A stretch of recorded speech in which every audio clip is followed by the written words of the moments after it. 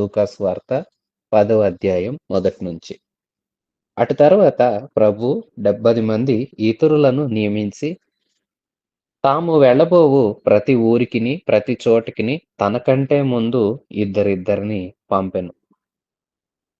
పంపినప్పుడు ఆయన వారితో ఇట్లనెను, కోత విస్తారముగా ఉన్నది, కానీ పనివారు కొద్దిమందే. కాబట్టి కోత యజమానుని తన కోతకు పనివారిని పంప వేడుకొనుడి. మీరు వెళ్ళుడి, ఇదిగో తోడేళ్ల మధ్యకు గొర్రె పిల్లలను పంపినట్టు నేను మిమ్మును పంపుచున్నాను. మీరు సంచినైనను, జోలెనైనను, చెప్పులనైనను తీసుకొని పోవద్దు. త్రోవలో ఎవరినైనను కుశల ప్రశ్నలు అడగవద్దు. మీరు ఏ ఇంటినైనను ప్రవేశించినప్పుడు ఆ ఇంటికి సమాధానమగునుగాక అని మొదట చెప్పుడి. సమాధాన పాత్రుడు అక్కడ నుండిన ఎడల మీ సమాధానము అతని మీద నిలుచును, లేని ఎడల అది మీకు తిరిగి వచ్చును. వారు మీకిచ్చు పదార్థములను తినుచు త్రాగుచు ఆ ఇంట్లోనే ఉండుడి. పనివాడు తన జీతమునకు పాత్రుడు. ఇంటింటికి తిరగొద్దు. మరియు మీరు ఏ పట్టణంలోనైనను ప్రవేశించినప్పుడు వారు మిమ్మును చేర్చుకుంటే మీ ముందర పెట్టునని తినుడి. అందులో ఉన్న రోగులను స్వస్థపరచుడి. దేవుని రాజ్యము మీ దగ్గరకు వచ్చి ఉన్నదని వారితో చెప్పుడి. మీరు ఏ పట్టణములోనైనా ప్రవేశించినప్పుడు వారు మిమ్మును చేర్చుకొనకపోయిన ఎడల మీరు దాని వీధుల్లోనికి పోయి, మా పాదములకు అంటిన మీ పట్టణపు ధూళిని కూడా మీ ఎదుటనే దులిపివేయుచున్నాము. అయినను దేవుని రాజ్యము సమీపించి ఉన్నదని తెలుసుకొనుడని చెప్పుడి. ఆ పట్టణపు గతి కంటే సొదొమ పట్టణపు గతి ఆ దినమున ఓర్వతగినదై ఉండునని మీతో చెప్పుచున్నాను. ప్రియశ్వాసులారా, యేసుక్రీస్తు ప్రభు మరొక 70 మందిని నియమించి వారిని కూడా తన పని కోసం పంపుతున్నారు. తాను ముందుగా ఇంకా ఏ ఏ ప్రాంతాలకు వెళ్తారో ఆయా ప్రాంతాలకు నియమింపబడిన 70 మందిలో ఇద్దరిద్దరుగా ఒక్కొక్క ప్రాంతానికి పంపారు. పంపేటప్పుడు ముందు జాగ్రత్తలుగా కొన్ని విషయాలు చెప్తున్నారు ప్రభు వారితో. నా శిష్యులారా, మీరు వెళుతున్న మీరు సంచెను, జోలెను దేన్ని తీసుకుపోవద్దు. మీకోసం ఏ పదార్థాలు ఇతరమైన వేటిని మీరు తీసుకెళ్ళొద్దు. మీరు వెళ్ళండి. ఏ ఇంటికైతే మీరు వెళ్తారో ఆ ఇంటికి సమాధానం కలుగును గాక అని చెప్పండి. అందులో సమాధానానికి పాత్రుడుంటే అది వారికి ఉంటుంది. అందులో పాత్రుడెవరు లేకపోతే అది మీకే తిరిగొస్తది. ఆ ఇంట్లో మీకు ఏది పెడతారో అది తినండి. ఏది ఇస్తారో అది త్రాగండి. ఇంటింటికి తిరగొద్దు. దారిలో ఆళ్ళని వీళ్ళని కలుపుకొని కుశల ప్రశ్నలు అడిగి ఇలాంటివి ఏవి చేయొద్దు. పట్టణాలకు వెళ్ళండి. చేర్చుకున్న వారికి శుభవచనాలు చెప్పండి. దేవుని రాజ్యము సమీపించుచున్నది, వచ్చింది మీ దగ్గరకంటూ వాళ్ళకి సువార్త చెప్పండి. అందులో ఉన్న రోగుల్ని స్వస్థపరచండి. మంచిగా మీరు నడుచుకోండి. ఏ పట్టణపు వాసులైనా మిమ్మల్ని చేర్చుకోకపోతే వారితో సూటిగా చెప్పండి. ఏమన్నా అంటే, మీ ఎదుటే మా పాద ధూళి కూడా దులిపేస్తున్నాము. ఎందుకంటే మీరు మమ్మల్ని చేర్చుకోలేదు. అయినా దేవుని రాజ్యం సమీపించిందని మీరు తెలుసుకోండని చెప్పి మీరొచ్చేయండి. వచ్చేస్తే వాళ్ళ పరిస్థితి కన్నా సొదొమ, గొమొర్రా పరిస్థితి ఓర్వతగిందిగా ఉంటదేమో. అంటే వారి మీదకు రాబోయే అంత తీవ్రమైన శిక్ష వస్తుంది. ఎందుకంటే యేసుక్రీస్తు ప్రభు రాబో ఉగ్రత నుండి తప్పించాలని, రక్షణ కలిగించాలని దేవుడు ఆది నుండి చేస్తూ వచ్చిన ప్రయత్నాలు కూడా అవే. పాపానికి మనిషి బానిసైపోతున్నాడు క్రమేణా. ప్రతి సందర్భంలోనూ, ప్రతి సంవత్సరంలోనూ అది పాత నిబంధనలు మొదలుకొని క్రొత్త నిబంధన వరకు నేటి సంఘాల వరకు కూడా ప్రభువు సువార్త పరిచర్య చేయిస్తూనే వస్తూ ఉన్నారు. వింటున్న వారు దేవుని సన్నిధిలో పాత్రులుగా నిలిచి పరిశుద్ధతను పొందుకోవడానికి దేవుని జీవ గ్రంథంలో పేర్లు దాఖలు చేసుకుంటూ ఉంటున్నారు. నిలవని వారు, సువార్తను తిరస్కరించిన వారు, పెడచెవిన పెట్టిన వారు, దేవుణ్ణి, దేవుని సేవకుల్ని చేర్చుకుని వారు, వాక్యాన్ని అంగీకరించిన వారు నాటి నుండి నేటి వరకు శిక్ష పాలవుతూనే ఉన్నారు. ప్రభు ప్రతి తరంలోనూ, ప్రతి సందర్భంలోనూ ముందుగా హెచ్చరిస్తున్నారు. ముందుగానే అనేకమైన విషయాలు తెలియజేస్తూ ఉన్నారు. నాడే కాదు, నేడైనా. ఎందుకు మన ముందు ఈ లేఖనాలున్నాయంటే, మనం రాబోతున్న ఉగ్రత తప్పించుకోవాలని. ప్రతి తరంలోనూ తరానికి తగినట్లుగా, ప్రతి కాలంలోనూ ఆ కాలానికి తగినట్లుగా ప్రభువు మంచి సేవకుల్ని నియమించుకొని చెప్తూనే ఉన్నారు, చెప్పిస్తూనే ఉన్నారు. అయితే వినని ప్రతి చోట ప్రజలు శిక్షను అనుభవిస్తూనే వచ్చారు. మీరు వెళ్లి చెప్పండి. మీరు చెప్పింది విన్నారా? మిమ్మల్ని చేర్చుకున్నారా? మంచిగా యోగ్యంగా అంగీకరించారా? వారు రక్షింపబడతారు. అట్లు కాదంటే సొదొమ, గొమొర్రా పరిస్థితే మేలు అన్నట్లుగా ప్రభు మాట్లాడుతున్నారు. సొదొమ, గొమొర్రా పరిస్థితి ఏమిటి? ఆ పట్టణమంతా పాపభూయిష్టమైపోయిందట. ఆదికాండం 19వ అధ్యాయంలో మనం ఆ చరిత్ర అంతా చదువుతాము. లోతు ఆ ప్రాంతంలో ఉన్నాడు. నీతిమంతుడిగా ఉండి తన మనస్సాక్షిని నొప్పించుకుంటూ అక్కడే ఉండిపోయాడు గానీ, ప్రాంతాన్ని వదిలి వెళ్ళటానికి తనెప్పుడు ప్రయత్నం కూడా చేయలేదు. కానీ ఆ ప్రాంతంలోనే తన మనసును నొప్పించుకుంటూ జరుగుతున్న పాపాలను చూసి తన మనసులో ఆ ఊరిని, ఆ ప్రాంతాన్ని కాస్తంత నొచ్చుకుంటూ, అసహ్యించుకుంటూ ఉంటున్నాడు. ఆ ప్రాంతం మీదకి దేవుని ఉగ్రత రానే వచ్చింది. దేవుని సముఖంలో అది గొప్ప ఘోరమైన పాప పట్టణంగా ఆయన సముఖంలో వార్త వచ్చిందని ప్రభు అబ్రాహాముతో చెప్పి, అది అలాగుందో లేదో నేను చూసి, అది అలాగే గనుకుంటే దాన్ని నాశనం చేయబోతున్నానని అబ్రాహాముకు చెప్పారు దేవుడు. అదే విధంగా మనం గమనిస్తే దేవుని దూతలు వెళ్ళినట్లుగా మనం చూస్తే, లోతు వారిని ఇంట చేర్చుకుంటే, ఊరి ఊరి ప్రజలంతా వచ్చి దొమ్మిగా ఇంటి మీదకొచ్చి, మీ మధ్యకొచ్చిన వారిని మాకు పంపండి. మేము వారితో పాపం చేయాలి. ఇష్టానుసారంగా మాట్లాడుతూ ఉన్నారు. మాట్లాడుతూ ఉంటే దేవుడు కృప చూడండి లోతు కుటుంబం మీద అమితంగుంది. లోతునైతే దేవుడు లోతు కుటుంబాన్ని రక్షించదలిచాడు గానీ, అది కూడా అబ్రాహాము విజ్ఞాపనను బట్టి. కానీ వారైతే ఎంత దారుణంగా ఉన్నారు. లోతు మాట్లాడతారు. "అయ్యలారా అలా కూడదు. వారు నా ఇంటికొచ్చిన అతిథులు. అట్లా అంతా అన్న ఎన్ని రకాల మాటలు చెప్పినా నువ్వేమన్నా తీర్పరివా?" అంటూ ఇష్టానుసారంగా మాట్లాడారు. ఆశ్చర్యకరమైన సంగతి ఉదయమైనప్పుడు రాబడిన ఆ దూతలు లోతుని తన కుటుంబాన్ని తడువు చేస్తూ ఉంటే, వేగంగా చేతులు పట్టుకొని ఊరి వెలుపలకి తీసుకెళ్ళినట్లుగా మనం చూస్తాం. "అక్కడి నుండి మీరు పారిపోండి" అని చెప్తారు. ఆ ప్రాంతమునంట అగ్ని గంధకాలు దేవుడు కురిపించాడంట. గంధకమును, అగ్ని కురిపించగా పట్టణమంతా సొదొమ, గొమొర్రా అనే ప్రాంతాలు మసిగా మారిపోయాయి. కొందరు వేద పండితులు చెప్తారు, అక్కడ ఇప్పటికి కూడా మొక్కలు మొలవవు. అంత దారుణమైన పరిస్థితిగా ఉన్నదని కొందరు చెప్తుంటే నేను విన్నాను. పట్టణమే శాపగ్రస్తమైపోయింది. అంత దారుణమైన శిక్ష వేసిన పట్టణం కన్నా ఈ సమాధాన సువార్తను చేర్చుకోని వాళ్ళ పరిస్థితి, ఆ పట్టణాల పరిస్థితి మరి దారుణమని ప్రభు చెప్తున్నారు. మీరు వెళ్ళండి. మీరు సువార్త చెప్పండి. నాటి శిష్యులే కాదు, నేటి వింటున్న విశ్వాస సమాజమా, క్రైస్తవులారా మీరు కూడా మీ చుట్టుప్రక్కల ఉన్నవారికి సువార్త చెప్పాలి. మిమ్మును మీ మాటలు చేర్చుకుంటే వారు ధన్యులు. వారు విశ్వసిస్తే ఇంకా ధన్యులు. కొన్ని రక్షణ పొందితే మరి ధన్యులు. వినకపోయిననేమి చెప్పడానికి నీవు వెనకాడకూడదు. నీవు చెప్పాలి. నువ్వెరిగిన వారికి నీ ప్రభువైన దేవుని గురించి నీవు పరిచయం చేయాలి. దేవుడు ఎట్టివాడు, ఆయన ఎలాగు మహిమను విడిచి భూమి మీదకు వచ్చాడు, ఎలాంటి జీవితాన్ని భూమి మీద జరిగించాడు, మనందరి కోసం ఎట్టి త్యాగాన్ని చేసి మరణించి మరలా తిరిగి లేచి మరలా ఆయన మనతో రాబోతున్నాడే. ఈ విషయాలన్నీ మీరెరిగిన వారికి, మిమ్మును ఎరిగిన వారికి మీరు తెలియచేయాలి. దేవుడు నియమించుకున్న దైవ సేవకులు, సువార్థికులు ఉన్నారు. వారు ఎరుగని ప్రాంతాలకు కూడా వెళ్తారు. మిషనరీలొచ్చారు. మన ప్రాంతాలకు కూడా అలాగే ప్రపంచవ్యాప్తంగా అనేక దేశాలకు ఆయా భాషలు మాట్లాడుకునే ప్రజల దగ్గరికి వెళ్లి, వారి భాషలు నేర్చుకొని, వారి మధ్య ఏదో ఒక రకమైన పరిచర్య, సేవ చేస్తూ, దేవుని మాటలు అందిస్తూ ఎన్నో ప్రాంతాలను వెలిగించారు. చీకట్లో ఉన్న ప్రాంతాలను వెలిగించారు. అయితే ఇంకనూ వెలగని, చీకట్లో ఉన్న దేవుని వాక్యాన్ని ఎరగని ప్రజలు, భాషలు మాట్లాడేవారు, ప్రాంతపు వారు ఉన్నారు.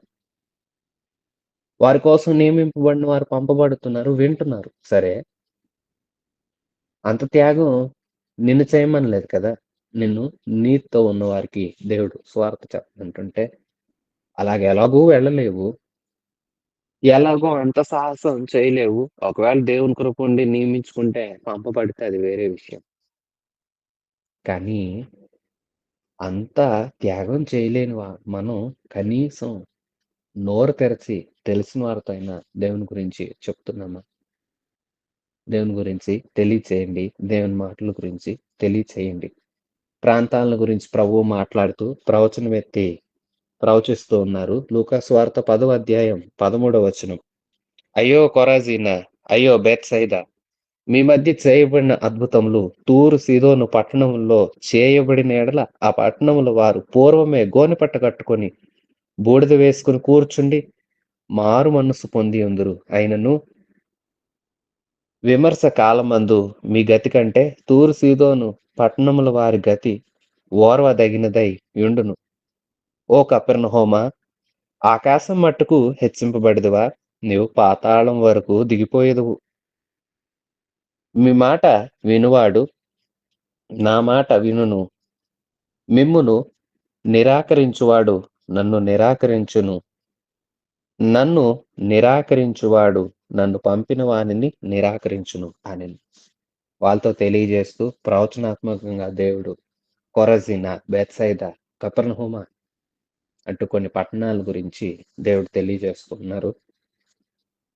దేవుని సువార్త పరిచర్యకు ప్రవక్తలుగా పంపబడిన అలనాటి పాత నిబంధన ప్రవక్తలు కూడా ప్రాంతాలను ఉద్దేశించి ప్రవచించిన ప్రవచనాలున్నాయి.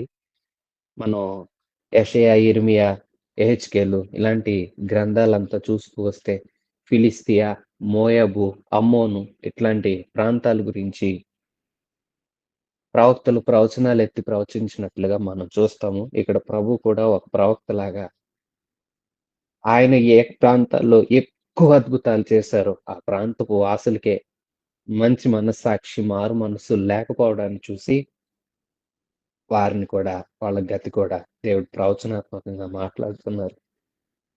ఆకాశం మట్టుకు హెచ్చించుకుంటారా? మీ మధ్య చేయబడిన అద్భుతాలు తూరు, సీదోను లాంటి ప్రాంతాల్లో చేసి ఉంటే, వాళ్ళిప్పుడు గోనెపట్ట కట్టుకొని, బూడిద పోసుకొని, తమను తాము మార్చుకునేవారు. మీరు మార్చుకోరా? ఎంతకాలం మిమ్మల్ని మీరు హెచ్చించుకుంటారు? ఇదే మీ పరిస్థితి అయితే మీకన్నా వారికి శిక్ష వచ్చింది తూరు మీదకు, సీదోను మీదకు. ఇంకా వాళ్ళ గతే మేలవుతుంది అంటూ ప్రభువు మాట్లాడుతున్నాడు. ప్రియ విశ్వాసి ఇది వాస్తవమే. దేవుడిని ఎరిగియుండియు పాపం చేసి దేవుడిని భయపడక, దేవుడిని నిర్లక్ష్యం చేసి నిరాకరించే వారికి పట్టే గతి కన్నా, సర్వసాధారణంగా దేవుణ్ణి ఎరుగకుండి తప్పులు చేసే వారికొచ్చే శిక్షే మేలన్నట్లుగా ఉంటుంది. మీ మధ్య ఎన్ని కార్యాలు జరిగాయి? ఎన్ని ఎన్ని అద్భుతాలు మీ మధ్య నేను చేశాను.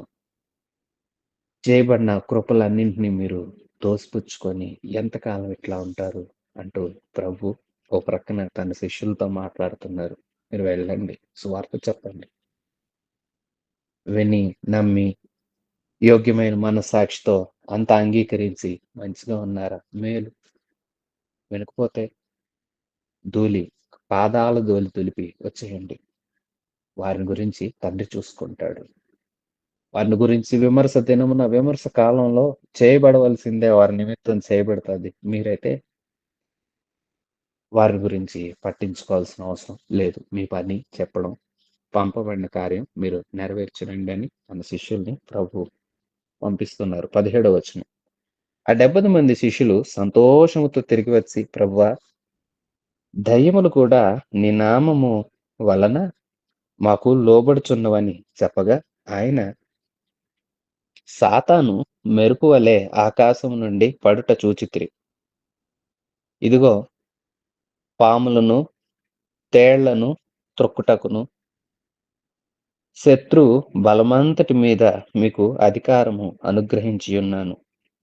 ఏమియో మీకెంత మాత్రము హాని చేయదు. అయినను దయ్యములు మీకు లోబడుచున్నవని సంతోషింపక, మీ పేర్లు పరలోకమందు వ్రాయబడి ఉన్నవని సంతోషించుడని వారితో చెప్పాను. వారు వెళ్లారు. ఆయా ప్రాంతాల్లో యేసుక్రీస్తు గురించి సువార్త పరిచర్య అంతా చేసి, వారికి ఇవ్వబడిన అధికారాల చొప్పున కొన్ని పనులు కూడా చేశారు.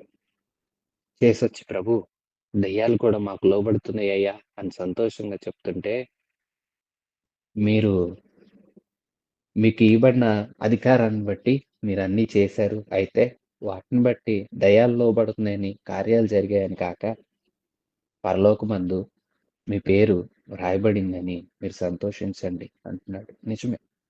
భూమి మీద ఎంతెంత గొప్ప స్థానాల్లో మనిషున్నా, పరలోకమందు స్థానం లేకపోతే ఆ మనిషి ఎంత స్థానాన్ని భూమి మీద అనుభవించి లాభమేముంది? భూమి మీద అత్యల్పుడై బ్రతికినా అతని స్థానం పరలోకమందుంటే ఎంతో మేలు. ప్రియశ్వాసి, నీ స్థానం పరలోకమందు ఉందా? నీ పేరు జీవ గ్రంథంలో వ్రాయబడిందా? ఒక్కసారి నీ పరిస్థితి, నీ తీరు, నీ విధానాన్ని బట్టి, నీవుంటున్న విధానమే, నీ హృదయమే నీకు జవాబు చెప్తుంది. నీ హృదయాన్ని అడుగు. నేను ఆ రాజ్యానికి తగ్గట్లుగా ఉన్నానా? వాక్యానుసారంగా బ్రతుకుతున్నానా? లేదా అని హృదయాన్ని విమర్శ చేసుకోమని తెలియజేస్తూ ఉన్నాను. లూకాసు వార్త 10వ అధ్యాయం 21వ వచనం. ఆ గడియలోనే యేసు పరిశుద్ధాత్మయందు బహుగా ఆనందించి, తండ్రి, ఆకాశమునకును భూమికిని ప్రభువా, నీవు జ్ఞానులకును వివేకులకును ఈ సంగతులను మరుగు చేసి పసిబాలురకును బయలుపరిచి నావని నిన్ను స్తుతించుచూ ఉన్నాను. అవును తండ్రి, అలాగు నీ దృష్టికి అనుకూలమాయెను. సమస్తమును నా తండ్రి చేత నాకు అప్పగింపబడి ఉన్నది. కుమారుడెవడో తండ్రి తప్ప మరి ఎవడును ఎరుగడు. తండ్రి ఎవడో కుమారుడెవనికి ఆయనను బయలుపరచునుద్దేశించునో వాడును తప్ప మరి ఎవరును ఎరుగడని చెప్పి, అప్పుడాయన తన శిష్యుల వైపు తిరిగి, మీరు చూచుచున్న వాటిని చూచు కన్నులు ధన్యమైనవి. అనేక మంది ప్రవక్తలను, రాసులను మీరు చూచుచున్నవై చూడగోరి చూడకయు, వినగోరి వినకయు ఉండిరని మీతో చెప్పుచున్నానని ఏకాంతమందు వారితో అనెను. వాళ్ళు తెలియజేసిన సమాచారాలను బట్టి ప్రభు ఎంతో ఆనందించి తండ్రిని స్తుతిస్తున్నారు. తండ్రి, నీ వలన నాకియ్యబడిన అధికారాన్ని బట్టి కుమారుడు ఎవరికి అధికారం ఇస్తే వారికి అధికారం దొరుకుతుంది. కుమారుడు ఎవరికి తండ్రిని బయలుపరిస్తే వారు తండ్రిని తెలుసుకుంటున్నారు. కుమారుణ్ణి ఎవరు తెలుసుకుంటున్నారో వారు తండ్రిని తెలుసుకునేలాగా వారికి భాగ్యాన్ని దక్కింది అంటూ తండ్రిని స్తుతించి శిష్యుల వైపు తిరిగి వారు శిష్యుల మట్టుకే యేసు ప్రభువుతో ఉన్నప్పుడు వారితో అంటున్నారు, పాత నిబంధనలో ప్రవక్తలు, రాజులు ఎందరో చరిత్ర గడించిన వారు కూడా చూడలేనివి మీరు చూస్తున్నారు. వాళ్ళు వినగోరి వినలేకపోయారు. చూడగోరి చూడలేకపోయారు. కానీ ఎన్నో సంగతులను మీరు చూడ్డానికి, వినటానికి మీకు కృప దొరికింది అంటూ వారిని దేవుడు తెలియజేస్తూ ఉన్నారు. ప్రియశ్వాసులారా, 25వ వచనం. ఇదిగో ఒకప్పుడు ఒకడు లేచి, బోధకుడా, నిత్య జీవమునకు వారసుడనగుటకు నేనేమి చేయవలెనని ఆయనను శోధించుచు అడిగెను. అందుకాయన, ధర్మశాస్త్రమందు ఏమి వ్రాయబడి ఉన్నది? నీవేమి చదువుచున్నావని అతనినడగగా, అతడు, నీ దేవుడైన ప్రభువును నీ పూర్ణ హృదయముతోనూ, నీ పూర్ణ మనస్సుతోనూ, పూర్ణ శక్తితోనూ, పూర్ణ వివేకముతోనూ ప్రేమింపవలెననియు, నిన్ను వలె నీ పొరుగు వారిని ప్రేమింపవలెననియు వ్రాయబడి ఉన్నదని చెప్పెను. అందుకాయన, నీవు సరిగా ఉత్తరమిచ్చితివి. అలాగు చేయుము, అప్పుడు జీవించుదువని అతనితో చెప్పెను. అయితే తాను నీతిమంతుడైనట్టు కనపరుచుకొన గోరి అతడు, అవును గాని నా ఎవడని యేసుని అడిగాను. ప్రియవిశ్వాసులారా, ఒకప్పుడు ధర్మశాస్త్రోపదేశకుల్లో ఒకరు లేచారట. వారు ప్రభువుని ఇలాగ శోధిస్తూ అడుగుతున్నారంట. ప్రభు, బోధకుడా, నిత్య జీవం పొందాలంటే మేమేం చేయాలి? ఏం చేస్తే నిత్య జీవం దొరుకుతుంది అని ప్రభువుని అడిగితే ప్రభు చెప్తున్నారు, "నీవు ధర్మశాస్త్రమందు ఏం చదివావు? నీకు తెలియలేదా? నువ్వు ధర్మశాస్త్ర ఉపదేశకుడు కదా!" అంటే అతడంటున్నాడు, "అయ్యా, నిన్ను వలె నీ పొరుగువారిని ప్రేమించు. అలాగే నీ పూర్ణ బలంతో, పూర్ణ శక్తితో, పూర్ణ ఆత్మతో, పూర్ణ వివేకంతో దేవుడిని ప్రేమించాలని, నిన్ను వలె నీ పొరుగువారిని ప్రేమించాలని నేను చదివాను" అన్నారు. ఒకటి దేవుడిని పూర్ణ బలం, పూర్ణ శక్తి, పూర్ణ ఆత్మ, పూర్ణ వివేకం. అంటే ప్రభువుని సేవించేటప్పుడు మనిషి ధ్యాసంతా దేవుని మీద ఉంచాలి. బలమంతా దేవుని కోసం వాడాలి. మనసంతా దేవుని మీదే ఉండాలి. ప్రార్థన చేసేటప్పుడు కూడా. మనసంతా దేవుని కోసం దేవుని మీద లగ్నం చేసి ప్రార్థన చేయాలి.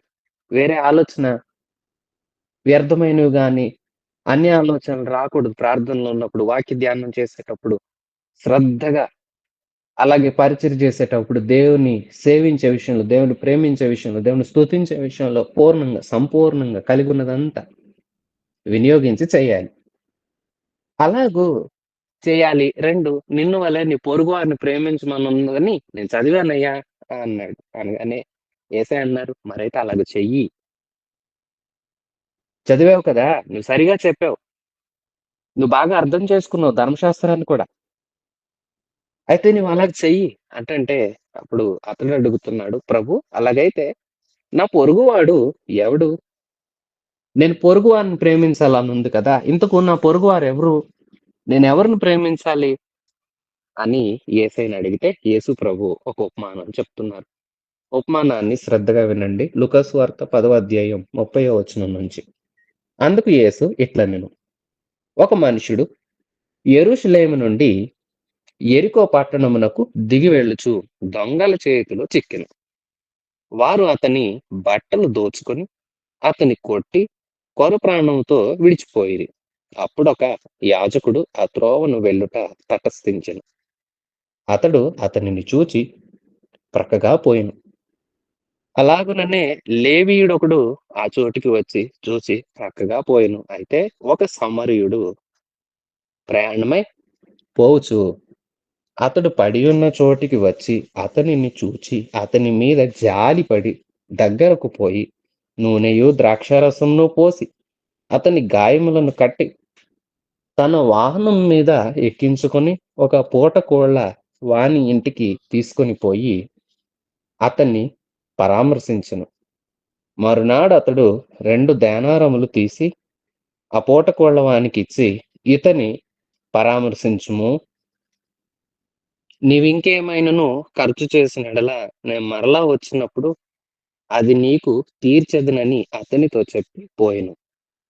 కాగా దొంగల చేతిలో చిక్కిన వానికి ఈ ముగ్గురిలో ఎవడు పొరుగువాడాయనని మీకు తోచుచున్నదని యేసు అడగగా అతడు అతని మీద జాలి పడిన వాడే అనెను. అందుకేసు నీవును వెళ్ళి అలాగ చేయమని అతనితో చెప్పెను. ప్రియ విశ్వాసులారా గమనించండి. అయ్యా, నిన్ను వలె నీ పొరుగువారిని ప్రేమించని లేఖనం సెలవిస్తుంది. దేవుణ్ణి ప్రేమించాలి, పూర్ణంగా, సంపూర్ణంగా ఆరాధన చేయాలని లేఖనం సెలవిస్తుంది. సరే, నా పొరుగువాడెవరు అంటుంటే ప్రభు ఒక చక్కటి ఉపమానం చెప్తున్నారు. ఒక మనుషుడున్నాడు. అతడు యెరూషలేము నుండి యెరికోకొస్తున్నాడు. ప్రాంతాల పేర్లు రెండింటిని తెలియచేస్తున్నాడు. యెరూషలేం ఎత్తులో ఉంటుంది. యెరికో దిగువగా ఉంటుంది. అలాగే దీన్ని వేద పండితులు, అనేక వ్యాఖ్యానకారులు, వాక్యోపదేశకులు ఇలాగ పోల్చి మాట్లాడతారు. యెరూషలేంలో దేవాలయం ఉంది. అది పరిశుద్ధ స్థలం. అలాగే యెరికో మనం యెహోషువ గ్రంథంలో చూస్తే దేవుడు యెరికో పట్టణాన్ని శపించాడు. అందులో ఏమి ముట్టొద్దని యెహోషువ ఆజ్ఞ ఇచ్చినట్లుగా చూస్తాం. కాబట్టి యెరికో శాపగ్రస్తమైనదని, యెరూషలేము పరిశుద్ధ స్థలమని అభివర్ణిస్తూ ఇలా మాట్లాడతారు. ఇప్పుడు ఇతగాడు మంచి స్థలం నుండి క్రిందకొస్తూ ఉన్నాడు. అది శాపగ్రస్తమైన స్థలంలోకి వెళ్తున్నాడని చెప్తారు. సరే, మంచి నుండి చెడుకు వెళ్తున్నాడు అనే అనుకుందాము. లేదంటే సాధారణంగా యెరూషలేము నుండి యెరికో 2 ప్రాంతాలు వెళుతున్నాడు అనుకుందాం. దారిలోనట దొంగలు పట్టుకున్నారట. దొంగలు పట్టుకొని అతన్ని కొట్టి, అతని వస్త్రాలు తీసుకున్నారు. వస్త్రాలు దొంగిలించారు. అతన్ని కొనప్రాణంతో వదిలేశారు. చూడండి, అందుకే ఇలా మాట్లాడతారు వేద పండితులు. ఏమనంటారంటే, పరిశుద్ధ స్థలంలో నుండి దిగుతున్నాడు గనక దొంగలొచ్చి వస్త్రాలు తీసుకుపోయారు. సాధారణంగా మనం బైబిల్ గ్రంథంలో వస్త్రాలు చూస్తే ఎక్కువగా రక్షణ వస్త్రాలని, ప్రశస్త వస్త్రాలని, తెల్లని వస్త్రాలని ఇలాంటి మాటలు ఎక్కువ చదువుతాము. పలు సందర్భాల్లో కూడా మల్లు వస్త్రాలు తీసివేసి ప్రశస్త వస్త్రాలు తొడిగించారని, బానిస వస్త్రాలు తీసివేసి పరిశుద్ధ వస్త్రాలు తొడిగించారని ఇలా చదువుతాం కాబట్టి, వస్త్రాలు విలువైనవి. సాధారణంగా కూడా వస్త్రాలు గౌరవానికి సూచన. అలాగే ఆత్మీయ కోణంలో కూడా వస్త్రాలు రక్షణకు, స్తుతికి, మంచి అనుభవాలకు సూచన. చెడ్డవాటిని దేవుడు తీసివేసి మంచివి ప్రసాదించారని సూచనగా మనం మాట్లాడుకుంటాం. మొత్తానికి ఏదేమైనా ఇతడు దోచుకొనబడ్డాడు. ఇతని దగ్గర ఏమీ లేవు. ప్రాణం కూడా అంతా ఉంది. అలాగున్నప్పుడట ఆ దారి గుండా ఒక యాజకుడు వెళ్ళాడు. యాజకుడు అంటే దేవుని పని చేసే సేవకుడు. చూసి చూడనట్లుగా పట్టించుకోకుండా ప్రక్కగా పోయాడట. లేవీయుడొచ్చాడు. లేవి గోత్రాన్ని కూడా ప్రభు ఎన్నిక చేసుకున్నాడు. మనం చూస్తాము. లేవీయులు దేవుని సేవ పరిచర్య కోసం నియమించబడ్డారు. లేవీయులంటే ఒక గోత్రం. ఆ గోత్రంలో అందరూ యాజకులు గాదు. యాజక బృందం వేరుగా ఉంటుంది. అయితే దేవుని ఆలయంలో మిగతా పనుల కోసం లేవీయుల్ని నియమిస్తారు. అలాంటి లేవీయుడు కూడా చూసాడట, వెళ్ళిపోయాడంట. అంటే చూడండి, దేవుణ్ణి ఆరాధించేవారు, దేవుడిని తెలుసుకున్నవారు, దేవునిలో పనిచేసేవారు ఇలాంటి వారందరూ చూసి చూడనట్లుగా వెళ్ళిపోయారు. ఒక సమరయుడు. యూదులు సమరయుల్ని ఇష్టపడరు. సమరయులంటే కొందరు వేద పండితులు ఇలా చెప్తారు.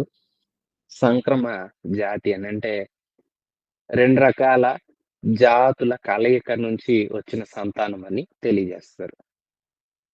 ఇలాంటి సమరయుడట ఇతన్ని దగ్గరకొచ్చాడంట. చూసి చూడనట్టు వెళ్ళిపోకుండా చూచి, అతని మీద జాలిపడి, అతని దగ్గరకు వచ్చి, అతన్ని పరామర్శించి, అతని వాహనం ఎక్కించుకొని, పూటకోళ్ళ ఇంటికి తీసుకొని పోయి, ఇతన్ని జాగ్రత్తగా చూసుకోండి అని 2 దేనారాలు ఇచ్చి, మరలా రేపు కూడా నేను ఇంకేమన్నా ఖర్చయితే వచ్చి ఇస్తాను.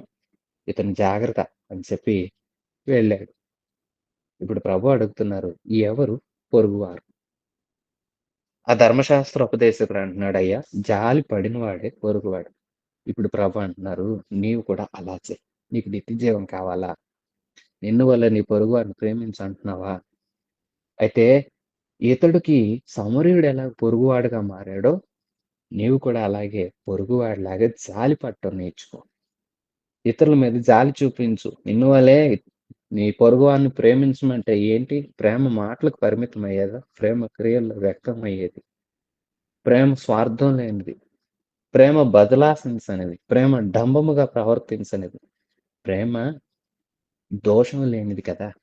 అలాంటి ప్రేమ నీ పొరుగువారి మీద చూపించు. జాలి కలిగుండు అంటూ ప్రభు తెలియజేస్తున్నారు. ఈ సమరయుడిని చూడండి. అతడు ఎన్ని రకాలుగా వర్ణించి చెప్పిన ప్రాంతాలను బట్టి మంచి చెడుని తీసుకుందామా? వస్త్రాలంటే దైవికమైనవి కోల్పోయాడని తీసుకుందామా? మనం ఎలా తీసుకున్న సందర్భాన్ని బట్టి చూడండి. సమరయుడిని తీసుకోండి. అతడు కోల్పోయాడు. కోల్పోయాడులే అని వదిలేయకుండా జాలి చూపించి, అతని దగ్గరకు వచ్చి, అతన్ని తన వాహనం మీద తీసుకొని వెళ్ళి, అతని మీద దయ ఉంచి, ఉన్నతమైన కృప చూపి, అలాగే అతన్ని ఎలాగైతే ఒక పరామర్శించే స్థలంలో ఉంచి జాగ్రత్తలు తీసుకున్నాడో, ఏమీ కాని వారమైన, అయోగ్యత లేని వారైన మనందరిని ప్రభువు కూడా కృపతో, తన కృపతో ప్రేమించి, తన దయ మనందరి మీద అనుగ్రహించారు. అలాగ దేవుని చేత ఏమి ఆశించకుండానే, దేవుడు మన నుండి ఏమి తీసుకోకుండానే మనల్ని దేవుడు ప్రేమించినట్లు, మనం కూడా పొరుగువారిని ప్రేమించేవారుగా ఉండాలని, అలాగ ఉండు. అప్పుడు నీవు ఆజ్ఞను నెరవేర్చు. ఆజ్ఞను నెరవేర్చినప్పుడు నీవు కూడా నిత్య జీవానికి వారసుడు అవుతావని దేవుడు తెలియచేస్తున్నాడు. ప్రియ విశ్వాసి, చూసి చూడనట్లుగా పోయిన యాజకుడిని, లేవీయుడిని పోలి ఉన్నావా? లేదంటే దగ్గరకు వెళ్లి జాలిపడి వారికి సహాయపడిన సమరయుడిని పోలి ఉన్నావా? నీవెవరిని పోలి ఉన్నావు?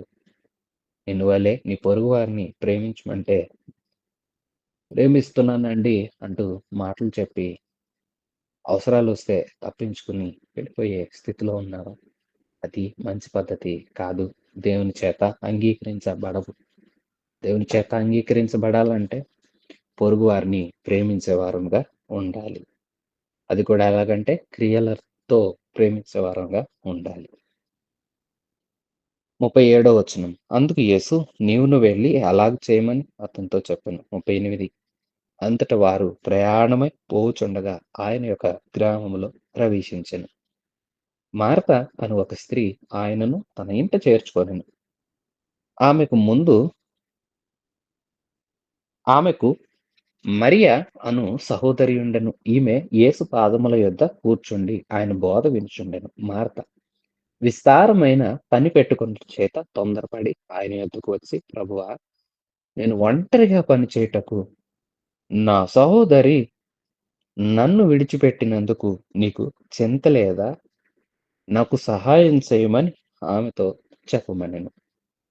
అందుకు ప్రభువు, మార్తా, మార్తా, నీవనేకమైన పనులను గూర్చి విచారం కలిగి తొందరపడుచున్నావు గాని అవసరమైనది ఒకటే. మరియ ఉత్తమమైన దానిని ఏర్పరచుకొనెను. అది ఆమె యొద్ద నుండి తీసివేయబడదని ఆమెతో చెప్పెను. ప్రియశ్వాసులారా, ఈ సంఘటన పూర్తయ్యాక యేసుక్రీస్తు ప్రభువు ప్రయాణమై ముందుకు సాగుతూ ఉన్నారు. ఒక గ్రామంలో ప్రవేశించారు. ఆ గ్రామంలో మార్త అనే ఒక స్త్రీ, అయ్యా ప్రభు బోధకుడా, మీరు మా ఇంటికి రండి అని ఆహ్వానించింది. ఆహ్వానించబడిన ఆ మార్త అనే ఆమెకు మరియ అనే ఒక సహోదరు కూడా ఉన్నారు. ఇంటికి ఆహ్వానించింది. ఆహ్వానించిన ప్రభు దగ్గర ఆమె లేకుండా ఏవో పనులు పెట్టుకొని, లేదా ఆయనకేవో మర్యాదలు చేయాలంటూ రకరకాల ఆలోచనలతో తొందరపడిపోతుంది. కానీ మరియ వచ్చిన ఆయన మంచివాడు, గొప్పవాడు. ఆయన దగ్గర మనం నేర్చుకోవాలి అంటూ ఆయన పాదాల దగ్గర కూర్చుంది. ఆయన పాదాల దగ్గర కూర్చొని ఆయన బోధ వింటూ ఉంది. వింటూ ఉండేసరికి ఈ మార్త పనులు చేసుకుంటూ ఉంది. ఇక వచ్చి ప్రభుని అడుగుతుంది. ప్రభు, నీకసలు చింత లేదా? నేనింత కష్టపడుతున్నాను. మరి అక్కడుంది. నాకు కొంచెం సహాయం చేయమని చెప్పొచ్చు కదా ప్రభువా! అన్నట్లుగా ప్రభువుని అడుగుతుంటే, మార్తా, మార్తా, నీ పనులు విస్తారమైనవి. వాటి చేత నువ్వెందుకు తొందరపడుచున్నావు? ఉత్తమమైనది, అవసరమైనది ఒకటే. మరియ దాన్ని కోరుకుంది. అది ఆమె యొద్ద నుండి తీసివేయబడదు. ఏమిటిది ఆమె కోరుకున్నది? ఆమె కోరుకున్నది యేసయ్యను. యేసు పాదాలు. యేసు పాదాలు శరణు. యేసు మాటలే జీవం. నీ వాక్యం నన్ను బ్రతికిస్తున్నది. నా బాధల్లో అదే నాకు నెమ్మదిస్తుందని లేఖనంలో మనం చదువుతాము. నీ వాక్యము నా పాదములకు వెలుగు. నా పాదములకు దీపం, నా త్రోవలకు వెలుగు నీ వాక్యం అని కీర్తనకారుడు చక్కగా వాక్యాన్ని గురించి వర్ణిస్తూ ఉన్నాడు కదా! అతి శ్రేష్టమైన వాక్యాన్ని బోధించే పరలోక బోధకుడు వారింటికొస్తే, ఆయన మాటలు విని సంతోషించవలసిన ఈమె, ఆయన మాటలు విని తృప్తి పొంది, అయ్యో! ఈ దేవుడు కృపగలవాడు. ఈయన్ని నేను ఆహ్వానించుకున్నానంటూ ఆయన దగ్గరుండి, ఆయన దగ్గర ఆ బోధ వినాల్సిన ఆమె చూడండి, పనులు పెట్టుకొని, విస్తారమైన పనుల చేత తొందరపడుతూ ఉండింది. కానీ మరియ, ఈయన వచ్చిన ఆయన గొప్పవాడు. ఆయన మాటలు వినాలి. అవి జీవాన్నిస్తాయి. అవి శక్తినిస్తాయి. అవి బలాన్నిస్తాయి. అవి ఆశీర్వాదాన్నిస్తాయి. త్రోవ చూపుతాయి అంటూ ఆయన వాక్కుల్లో ఉన్న విశిష్టత తెలుసుకొని ఆయన పాదాల దగ్గర కూర్చొని వాక్యాలు వింటూ శ్రద్ధ పెట్టింది. కొన్ని గృహ కూడికల్లో చూస్తూ ఉంటాము. వారు కూడా అంతే. వెళ్ళిన సంఘస్థులంతా ఆరాధన చేస్తారు గానీ, వీరు మాత్రము పనులు, రకరకాల పనులు. అదేముందంటే వచ్చినోళ్ళకి ఏదన్నా చెయ్యాలి కదండీ! కొందరిని గమనిస్తాము. వారన్నీ ముందే సిద్ధం చేసుకొని చక్కగా ప్రార్థనలో ఉంటారు. కొందరు అలాగుండరు. తెగ ఆయాసపడిపోతూ ఉంటారు. ఉత్తమమైనదేంటో తెలుసుకోవాలి. దేవుని మాటలు ఉత్తమమైనది. దేవుణ్ణి ఆరాధించుకోవడం విలువైంది కదా! ఆరాధించుకునే దానిని, ఉత్తమమైన దాన్ని మనం వెతుక్కోకుండా వేరే వాటిలో ఉండి, మరలా దానికి కూడా "అయ్యా! నీకు చింత లేదా?" అంటుంది మా అత్తమ్మ. కానీ మరియమ్మ యేసు పాదాల దగ్గర కూర్చొని ఆయన మాటలు వింటుంది. అది ఉత్తమమైనదని ప్రభువు సెలవిస్తున్నారు. ప్రియశ్వాసులారా, మీరు ఉత్తమమైన దాన్ని ఎన్నుకుంటున్నారా? లేదంటే కాసేపుండి, క్షణమాత్రముండి గతించిపోయే వాటి మీద మనసు నిలుపుతున్నారా? ఉత్తమమైనవి అరుదు. ప్రభు అంటున్నారు అవసరమైందొకటే. ఆమె అదే కోరుకుంది. ఉత్తమమైన దాన్ని కోరుకుంది. నీవు తొందరపడుతున్నావు విస్తారమైన నీ పనుల చేత. కానీ ఆమె కోరుకున్నది శ్రేష్టమైనది. ఆమె దగ్గరున్నది ఎవ్వరు తీసేయలేరు. ప్రభువు మాట సత్యం. మరి ప్రభువుని నీవు ఇష్టపడుతున్నావా? ప్రభు పాదాల దగ్గరున్నావా? ప్రభు మాటలు వింటున్నావా? అవి ఉత్తమమైనవి. ఆ మాటలు నిన్ను జీవింపచేస్తాయి. నిన్ను నడిపిస్తాయి. నిన్ను సమాజంలో తలెత్తుకునేలాగా చేస్తాయి. నీ తల పైకెత్తుతాయి. దేవుని వాక్కు నిన్ను నడిపిస్తుంది. దేవుని వాక్కు నిన్ను పోషిస్తుంది. దేవుని వాక్కు నీకు సహాయం అందిస్తుంది. దేవుని వాక్కు నీకు రక్షణ ఇస్తుంది. చాలా విలువైంది రక్షణ. కానీ అల్పమైన వాటి కోసం, వ్యర్థమైన వాటి కోసం తొందరపడి దేవుని మాటలను, ఉత్తమమైన వాటిని పోగొట్టుకునే వారంగా ఉండకూడదు. విశ్వాసులారా తెలుసుకుందామా? దేవుని యొక్క ఘనమైన పరిచర్యలో ఒక మనము కూడా దేవుని చేతిలోని సాధనాలుగా ఉంటూ ముందుకు సాగాలి. దేవుని కృపను పొందుకోవాలి. ఉత్తమమైన వాటిని కోరుకోవాలి. అవి స్థిరంగా నిలుస్తాయి. అవసరమైనవి అనుకుంటాం గానీ, అవి గతించిపోతాయి. కానీ ఉత్తమమైనవి ఉన్నవి చూసారు? అవి ప్రభువు మాటలు. అవి గతించిపోవు. అవి ఎవరు మన దగ్గర నుండి తీసివేయలేరు. ప్రియ విశ్వాసులారా చూడండి. దేవుణ్ణి గమనించండి. దేవుడిని సరిగా తెలుసుకోండి.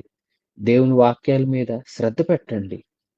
దేవుని కృపను పొందుకోండి. శిష్యులను పంపుతున్నారు ప్రభు. మీరు వెళ్ళండి. సువార్త చెప్పండి. సమాధానం ప్రకటించండి. సమాధానం సువార్త ప్రకటించి రాజ్యం సమీపించిందని చెప్పండి. ప్రియ విశ్వాసి నీవు తెలియజేస్తున్నావా? సువార్త పరిచర్య జరిగిస్తున్నావా? నీవెరిగిన వారికి ప్రభువుని గూర్చి నువ్వు తెలియజేస్తున్నావా? నాడు శిష్యులను పంపినట్లే నేడు దేవుడు నిన్ను వెలిగించుకున్నాడు. చీకట్లో నుండి పిలుచుకున్నాడు ఆశ్చర్యకరమైన వెలుగులోనికి. లోకానికి రుచినిచ్చే ఉప్పుగా నీవుండాలి. లోకానికి వెలుగునిచ్చే జ్యోతిగా నీవుండాలి. లోకం యొక్క తృప్తి తీర్చే జీవజలమైన వాక్యాన్ని చేత పట్టుకొని నువ్వు నిలవాలి.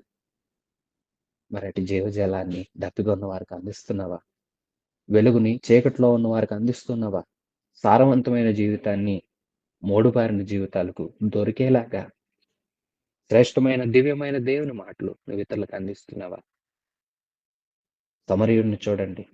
లేవీయుడు వెళ్ళిపోయాడు. యాజకుడు వెళ్ళిపోయాడు. నాకేం కాదు, నాకు కాదు, నేను పట్టదనుకుంటున్నారు. కానీ నిన్ను వలె నీ పొరుగు ఆయన ప్రేమించు అంటే ఏంటి? ఒకరిలో ఉన్న వారికి సహాయపడ్డం కదా! ఓ ధర్మశాస్త్రోపదేశకుడా! నువ్వేం చదివావు? నేనేం చదివానంటే దేవుడిని ఆరాధించాలి. పూర్ణంగా, సంపూర్ణంగా దేవుడిని ఆరాధించాలి. ప్రేమించాలని చదివాను. నిన్ను వలె నీ పొరుగువాడిని ప్రేమించాలని చదివానయ్యా. అంటే మరి అలా చెయ్యి. మరి పొరుగువాడెవరు ప్రభు? ఎవరు అయితే ఇతరుల అవసరంలో సహాయం చేస్తున్నారో, జాలి పడుతున్నారో వారే పొరుగువారు. నీవట్టి పొరుగువారిగా మారాలి. అప్పుడే నువ్వు ఇతరులు ప్రేమించినట్లవుతుంది. నిన్ను నీవు ప్రేమించినట్లు అక్కరలో ఉన్న వారికి కూడా నువ్వు సహాయపడి వారిని కూడా ప్రేమించు. జాలిపడు. దేవుని ఆజ్ఞలు నెరవేర్చు. మంచి సమరయుడు చక్కటి పాఠాన్ని నేర్పుతున్నాడు. మార్తలాయ వ్యర్థమైన వాటి మీద తొందరపడుతూ విస్తారమైన పనుల చేత నిన్ను నీవే తీరిక లేకుండా చేసుకుంటున్నావా? ఇదిగో దేవుని మాటలు అందుతున్నాయి రండి. ఉత్తమమైన వాటిని కోరుకోండి. ఉత్తమమైన వాటికి చెవినివ్వండి. ఉత్తమమైన వాటి మీద మనసు నిలపండి. ఏవి మంచివో, ఏవి యోగ్యమైనవో, ఏవి ఖ్యాతి గలవో, ఏవి మాన్యమైనవో వాటి మీద దృష్టి నిలిపి ధ్యానం ఉంచుకోండి అని లేఖనం సెలవిస్తున్నట్లుగా వేటిని కోరుకుంటున్నావు? వేటి మీద ఆశపడుతున్నావు? అల్పమైన వాటిని ఆశపడి గొప్ప భాగ్యాన్ని కోల్పోయిన వారిని మనం అందరం బైబిల్ గ్రంథంలో చూస్తాము. గెహజీని చూస్తాము. శిష్యత్వాన్ని కోల్పోయాడు. శాపాన్ని తెచ్చుకున్నాడు. ఆకాన్ని చూస్తాము. తన కుటుంబాన్ని కూడా చావడానికి కారకుడైపోయాడు. శాపగ్రస్తుడిగా మిగిలిపోయింది తన కుటుంబం. శపించబడి మరణానికి పాత్రమైపోయింది కదా! కుటుంబమే చావవలసొచ్చింది కదా! వ్యర్థమైన వాటిని ప్రేమించి తమకున్న సాక్ష్య జీవితాన్ని పోగొట్టుకున్నారు ఘనులైన వారు కూడా. మరి ఉత్తమమైనదేది? అది ప్రభు పాదాల దగ్గర దొరుకుతుంది. అది దేవుని బోధ. మరియ అదే కోరుకుంది. మార్త నీవు తొందరపడుతున్నావు. విశ్వాసే. మరియలాగా ఉత్తమమైన వాటిని కోరుకుంటే నువ్వు దీవించబడతావు. అవి ఎవ్వరు నీ దగ్గర నుండి ఎప్పటికి తీసివేయలేరు. అవి నీతో నిలుస్తాయి. నీ దగ్గరే ఉంటాయి. స్థిరంగా ఉంటావు. వేటికి నువ్వు ప్రాధాన్యత ఇస్తున్నావు? ఉత్తమమైన దేవుని మాటలకా? వ్యర్థమైన లోకపు స్నేహాలు, పనులు, ఇతరితరమైన వాటికా? లేవీలాగా, యాజకుడిలాగా చూసి చూడనట్లు వెళ్ళిపోతున్నావా? మంచి సమరయుడిలాగా అవసరతలో ఉన్న వారికి నీ వంతు సహాయం అందిస్తున్నావా? చేయగలిగిందే. చేయలేని దాని మీద ఏసుకోమని కాదు. అలాగే శిష్యులు పంపబడినట్లు నీవు కూడా పంపబడిన వాడవై, పంపబడిన దానివై దేవుని గురించి నీ నోరు తెరచి, ప్రభు చేసిన కార్యాల గురించి, ప్రభు యొక్క లేఖనాలు ఆయన గురించి ఏవి సెలవిస్తున్నాయో దేవుని ఎరుగని వారికి నువ్వు తెలియజేస్తున్నావా? నీ దేవుని మాటలు అందించాలి. మంచి సమరయుడిలాగా సహాయం పడే గుణం కలిగి ఉండాలి. మరి ఇలాగా ఉత్తమమైన వాటిని ఎంపిక చేసుకోవాలి. నీ ఎంపిక శ్రేష్టమైనదై ఉండాలి. శ్రేష్టమైన వాటిని ఎంపిక చేసుకునే కృప ప్రభు మనందరికి ప్రసాదించి, ఈ మాటలు ప్రతి వారి హృదయాలు స్థిరపరిచి, మహిమ కలిగిన ఆయన రాకడకు మనందరినీ సిద్ధపరచునుగాక. ఆమెన్. మన రక్షణకర్త అయిన యేసయ్య కృప, సృష్టికర్త అయిన తండ్రి ప్రేమ, ఆదరణకర్త అయిన పరిశుద్ధాత్మ సహాయం మనందరికీ సదాకాలం తోడైండి నడిపించునుగాక. Amen. God bless you. Praise the